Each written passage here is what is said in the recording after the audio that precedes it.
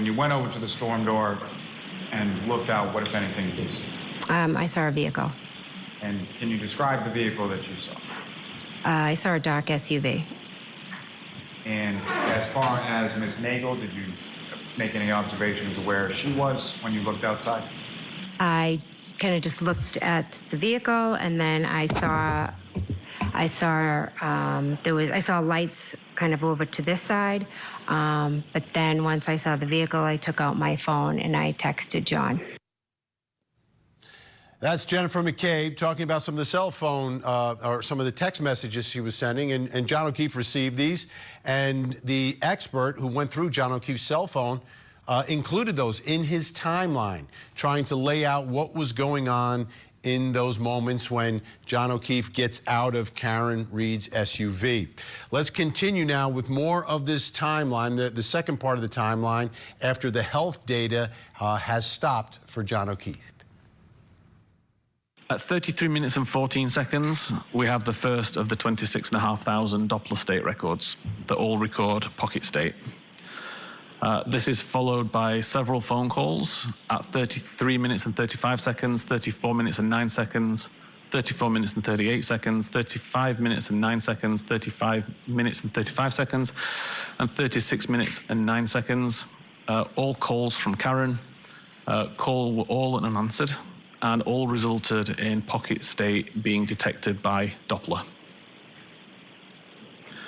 At 36 minutes and 9 seconds, and again at 36 minutes and 40 seconds, 2 more phone calls received from Karen, again showing unanswered calls and resulting in pocket state being recorded by Doppler function. 37 minutes past midnight, battery temperature has dropped to 72 Fahrenheit. And at 37 minutes and 8 seconds, a further phone call, again unanswered, again resulting in a pocket state recorded by Doppler. 37 minutes and 31 seconds, a 3-second voicemail received from Karen. And at 38 minutes and 21 seconds, another incoming call. And at 38 minutes and 26 seconds, another incoming call, both unanswered, both resulting in Doppler pocket state being detected by Doppler. And I've also shown some of the locations that were recorded at around this time by the device. 40 minutes and 31 seconds, a message received from Jennifer McCabe saying, hello. This is the first iMessage or SMS message received by the device, which is unread. This is followed up 2 minutes later, 42 minutes and 9 seconds, by another message from Jennifer McCabe saying, where are you? And at 42 minutes and 35 seconds, there's a 40-second voicemail received from Karen. 43 minutes past midnight, the battery temperature has now dropped to 66 degrees Fahrenheit. At 45 minutes and 53 seconds, another incoming message from Jennifer McCabe saying hello. And again, we can see location data at 53 minutes and 7 seconds, placing the device on the front yard somewhere, kind of around the flagpole area. 55 minutes and 31 seconds, a message received from Karen stating, I'm going home. 55 minutes and 50 seconds, a follow-up message saying, see you later. Another location data, this is the location that's shown bottom left. And at 2 minutes past 1 a.m., another message from Karen saying, your kids are cooking alone. Okay, 3 areas I want to hit here. Jennifer Brandt, let's start with this. The Karen Reed, I guess prosecutors are saying she runs him over and then starts calling him.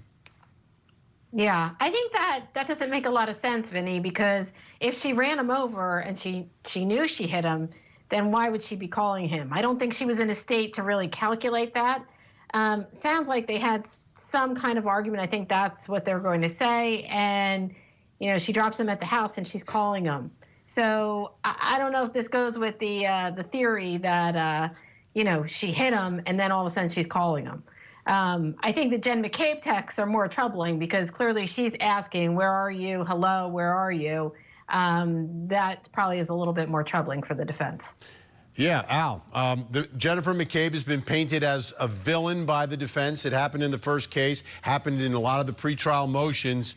She is sending these text messages. They're not being returned. 1240, 1242, continuing. What does that mean? What does that mean? If she's in the house texting, has she already started to set up the conspiracy at that moment? Or and that's it's not. I mean, that's the whole thing. It doesn't come out as being a conspiracy at that point. It seems to me there's a genuine concern as to where he is, and that he's not in the house. Obviously, not in the house.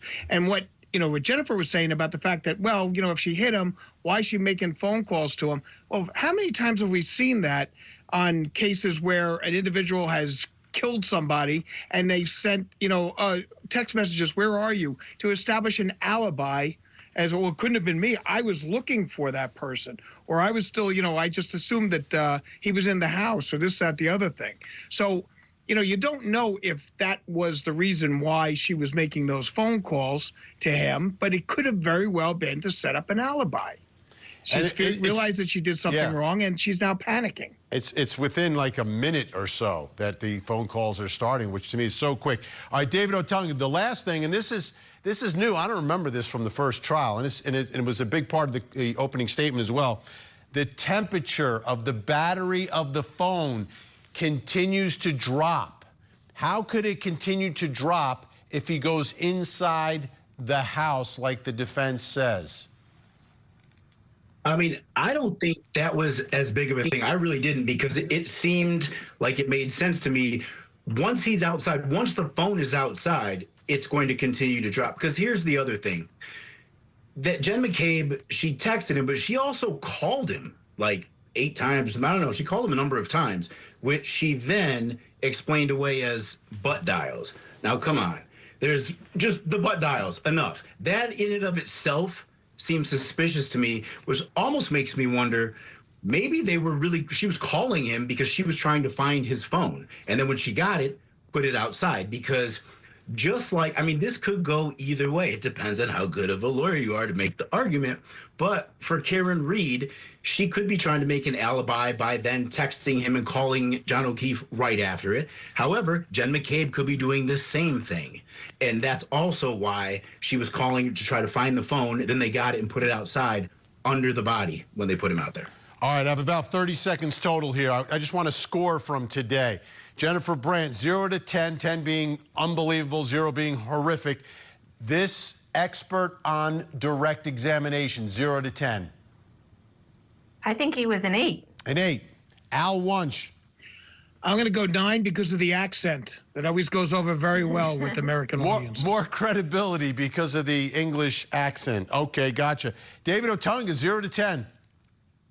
I can't give him a 10. I got to save room, but I'm going to go 9.5, and because of the demonstrative aids. The visual aids were awesome. They really were. Like the cell phone, all that. And that sets up a huge day tomorrow for cross-examination. Big thank you, Al Wunsch, Jennifer Brandt. David Otunga, great to have you back on the program. Great to see you, my friend. Great to be back.